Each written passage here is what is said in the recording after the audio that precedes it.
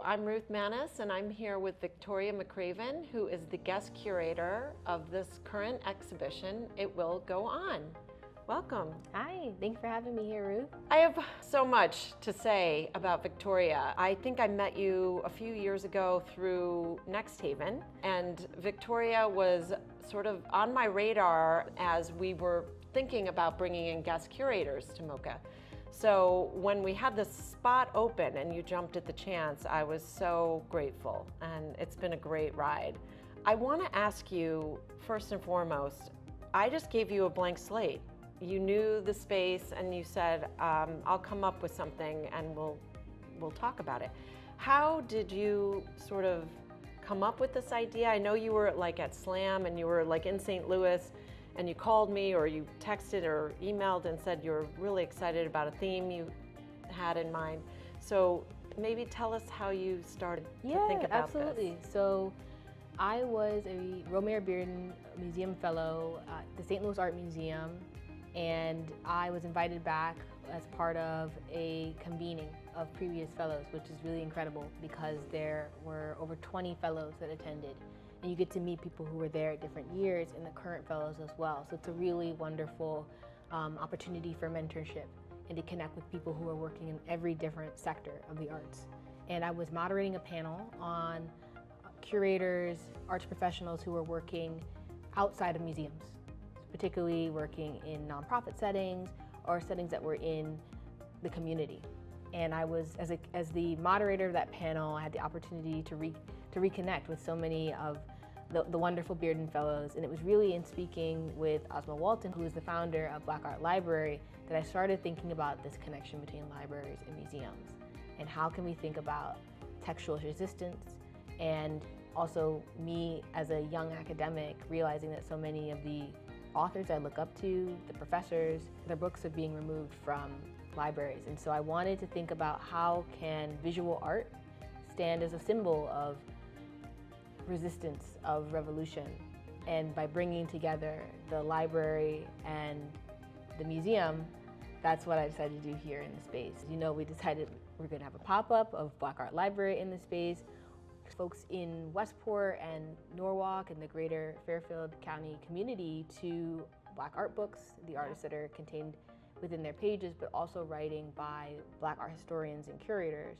And that would be a really wonderful complement to the exhibition itself, which features artists of various backgrounds. There are artists that are Nepalese, Diné, artists that are Asian American, in addition to artists that are African American, Black American from the diaspora in a greater sense. So it was a way to bring those conversations here to Westport in a way that could give each person a point of access. And that's really around this collective moment that is the summer of 2020, where each person experienced that in their own way, whether you were isolated at home, if you were in the streets protesting, if you were working and trying to figure out how do you balance in-person work and working virtually, and just trying to stay safe at the same time. So I think that is where a lot of the artists in this exhibition are thinking, and I think that was the point that these conversations can start from, because they're definitely ongoing. Oh my gosh, absolutely. I mean, the feedback that we've gotten from a lot of people coming through the exhibition is, wow, I feel like this just happened, not in 2020, you know, because it is still happening. I mean, look at, you know, the various wars and all of the campus uprisings and all of those things that are going on. Who would have known that that was happening while we had this exhibition here? Yeah, right. I would say that it's a continual refrain of people deciding they need to speak up. And that is really where the exhibition started as well. So I talked about the libraries, but also it was an idea I was thinking about in relation to Nikki Giovanni's work. And how her poem, my poem, which was the title of the exhibition, is based off of. So the poem goes on about her experience being in the Black arts movement and how she was being silenced as a poet, along with so many other people who were in the Black Power movement and other groups. And so she says at the end of each stanza, it won't stop the revolution. But in the final stanza, she says it will go on, and even beyond her. And so really, this exhibition is also a continuation of the long fight for revolution, for rights. And so I think it absolutely goes beyond 2020, and the same types of language, of the ways that people are using signage. And that was something that Helena Metafaria had mentioned in her work, was how the signs are based off of the 1960s. And yet people can go to them now and download a sign and print it right now as part of the exhibition. Yeah. And so being able to give tools and pass down best practices for how to organize and to speak about what you're most passionate about and create lasting change. Yeah. Did you just have artists in mind that you wanted to participate, and then it's a matter of elimination, or does that grow? I know Khalil, you've had a long-standing relationship with Khalil Irving, but how did he come about in your thoughts? So I'd known about him for a while, but it actually, we recently met. So it was me visiting him in St. Louis and seeing his studio, and that was only in the past 6 months that I really had a chance to go there and see the work in person, which completely changed my perception, because I thought that the work was found, and it's not found work. It is work that he makes in his studio from clay. And so that changed my understanding of some of the materialities that were in the show, and being able to speak with him, that was a really wonderful opportunity as well. So I guess I could say the show starts with a few artists that you might have in mind. Now you have to also find if the work that you are interested in is available. Can it be shipped? These are all the logistical things that curators have to deal with, but once the work's on the wall, it does seem as if it just came together. Yeah.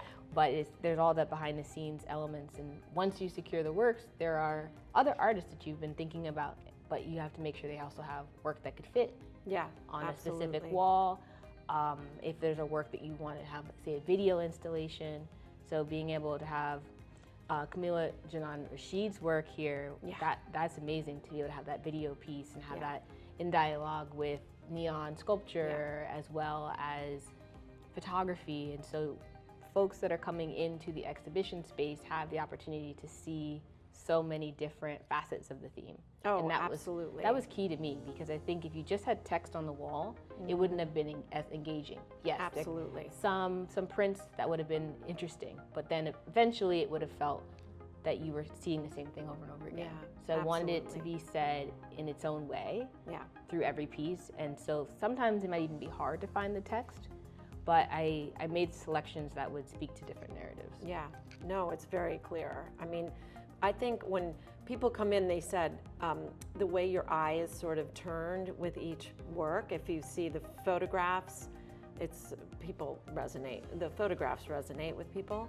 That film piece is so mesmerizing. People spent a lot of time just sitting in that room watching that.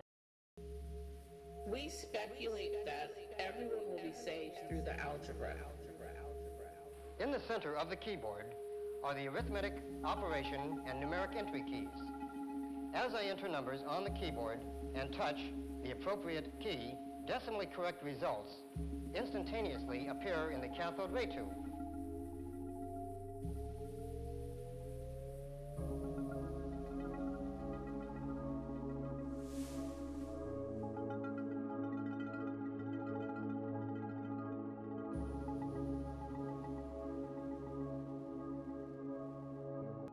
I have to say, there hasn't been a single response from visitors that's been negative. It's all been, my eye was changed at every aspect. And then people really have related to William Ransom's work, not just the combustible walking through, but the token piece. And then to have a library like this and to be able to sit and peruse books that they have never seen before is really something. In fact, one of the books chosen in the library by Halima Taha, I just met her, and it was here in our show. So this woman was introduced by a board member, Adam Moore, and we had a discussion just 2 weeks ago, and I said that she was in our library here, and she was really excited. Another really well-established art advisor, curator. She was lovely. So it's just been exciting. Like all these connections for us has just really made the exhibition really dynamic. So what is next for you?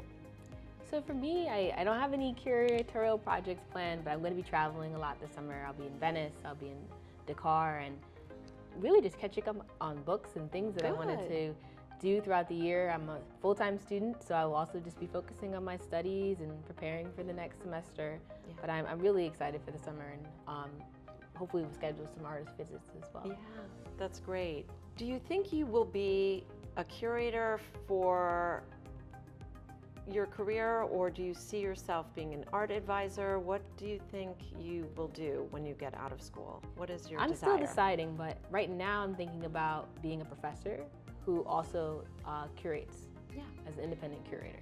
So not doing a tremendous amount of projects throughout the year, but some select projects that are coming out of my scholarship. Because I think for me, an important piece is to think through the pipeline and to be able to be that professor that I didn't really have when I was an undergrad, who can teach African American studies and teach the next generation of students that there is a full field here and there are so many artists that haven't been recognized. And that's why I really wanted to also have the library, because you can only put so many people in the exhibition space itself. But say like you've brought here with this book, the cover is by an artist named Richard Mayhew, who is the only living member of Spiral Group, which was founded with Norman Lewis and Romare Bearden, and he's 100 years old.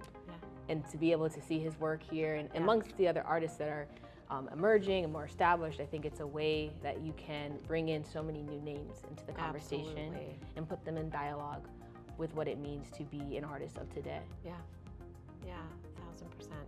Well, you're always welcome to come back and curate again. We'd love to have you. Oh, I love that. So that's it. Thank you. Thank you. Bye.